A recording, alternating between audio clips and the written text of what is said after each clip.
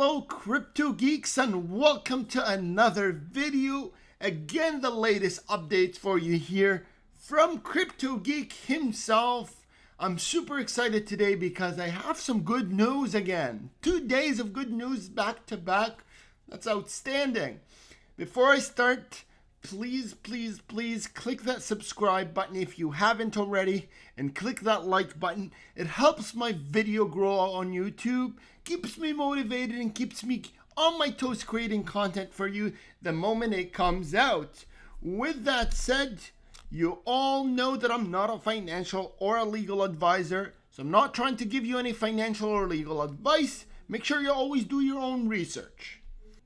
First piece of outstanding news, and I was actually quite happy and surprised by this, but the Bank of America is actually using RippleNet.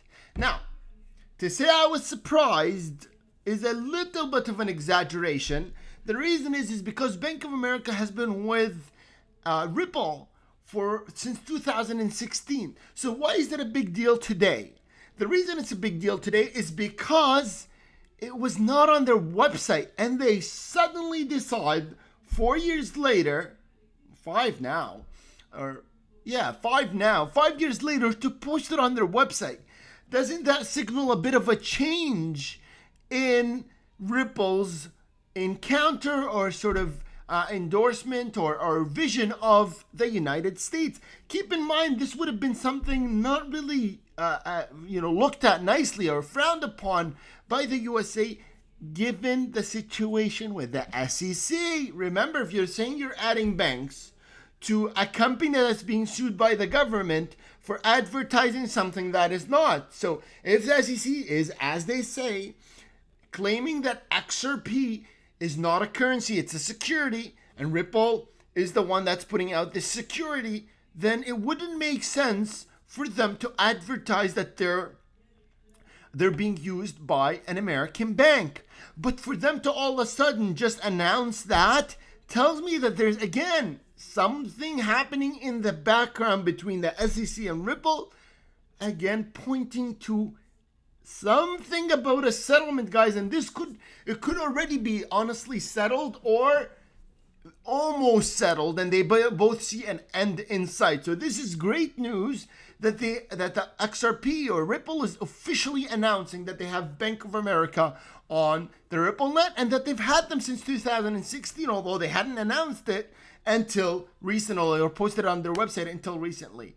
Now, remember what I said a couple of videos ago, and I said there's no way of the United States not using XRP or not coming into contact with XRP. If the SEC, as they are attempting to do, to ban XRP from being used in the United States, then they're really going to be screwed, because there's so many countries right now that are using it. So if, for example, the European Union decides to use Ripple or their blockchain for the management of the European euro, then how did the United States deal with that? They're going to have to deal with it whether they like it or not. So you can't ban something that you're dealing with. It just does not make sense. And I think this is what they're coming to realize. And I told you before this, again, a couple of videos ago, I said, regardless of what you're thinking or what you're reading, 100% the United States, there are banks in the US that are using Ripple. It doesn't matter what anybody sells, this is a fact.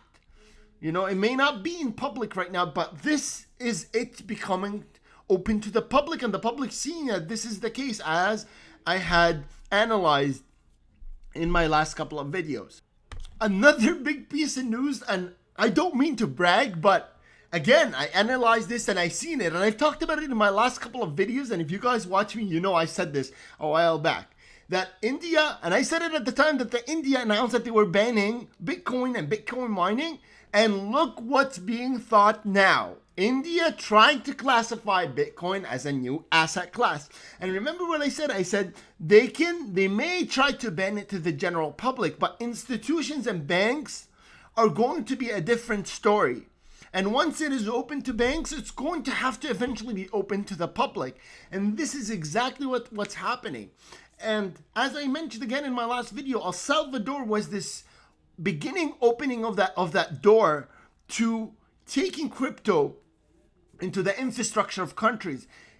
People may have not thought of it as a big deal, but to me it was a huge deal. Because it's like a door that so many people are pushing on. It's still closed, but once you get a tad of that door opened up a little bit, it starts to flood.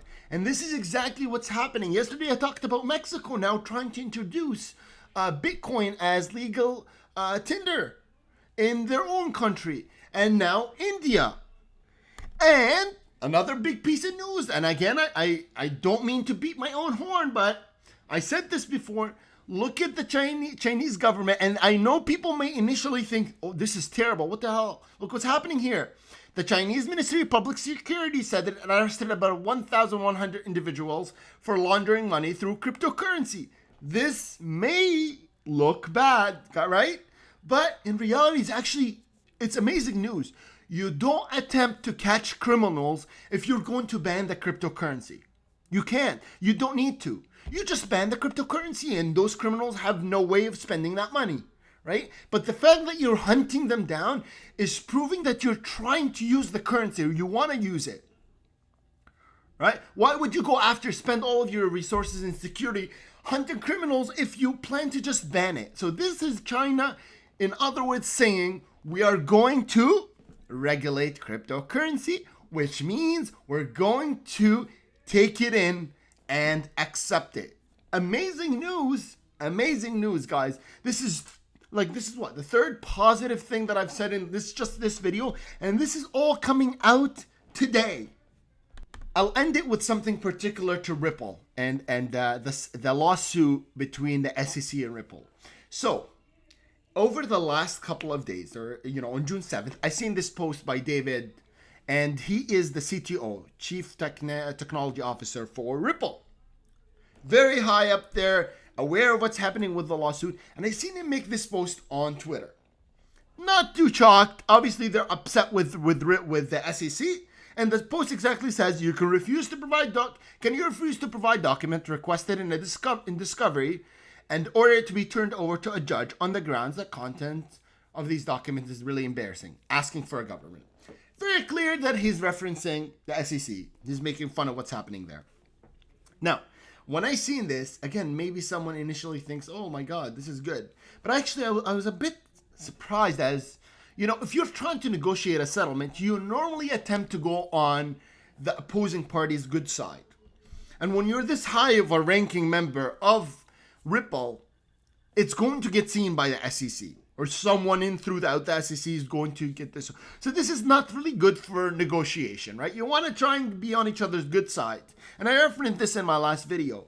So I was a bit surprised. I was thinking to myself, did settlements break down all of a sudden? Did something happen? But. I checked this out yesterday. And guess what is deleted from his Twitter? This post. This reaffirms that we are probably in serious settlement talk, guys. Again, when you're settling, you want to have good negotiating power, but you don't want to get on the other party's bad side. The reason is because you don't want the pride element to play into it too much.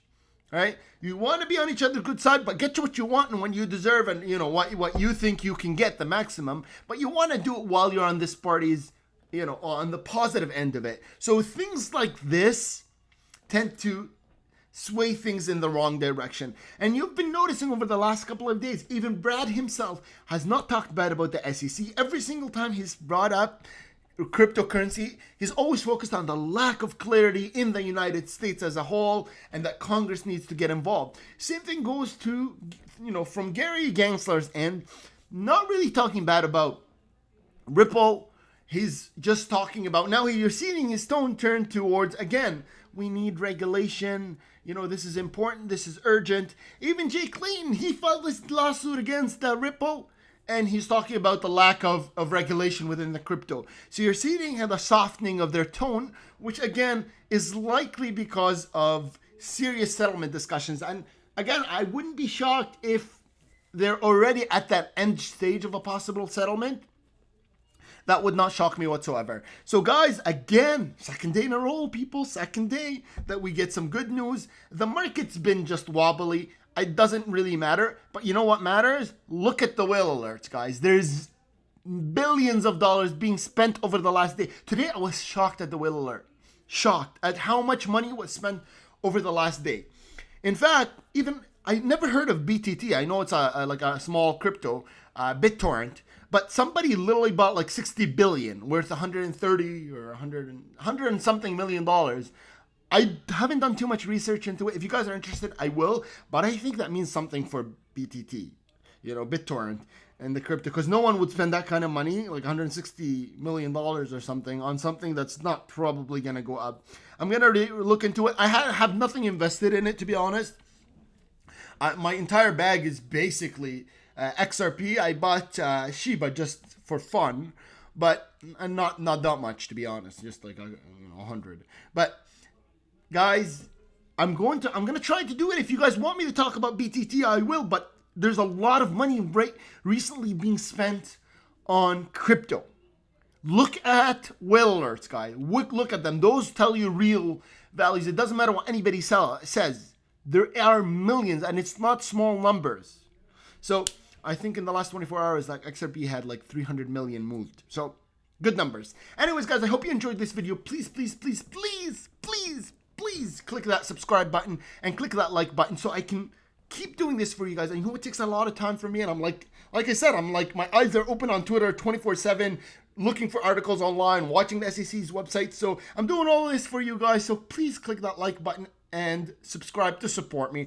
If you want to be a super supporter, click join. It's like $5, but every little bit of helps goes a long way. Thanks for watching this one.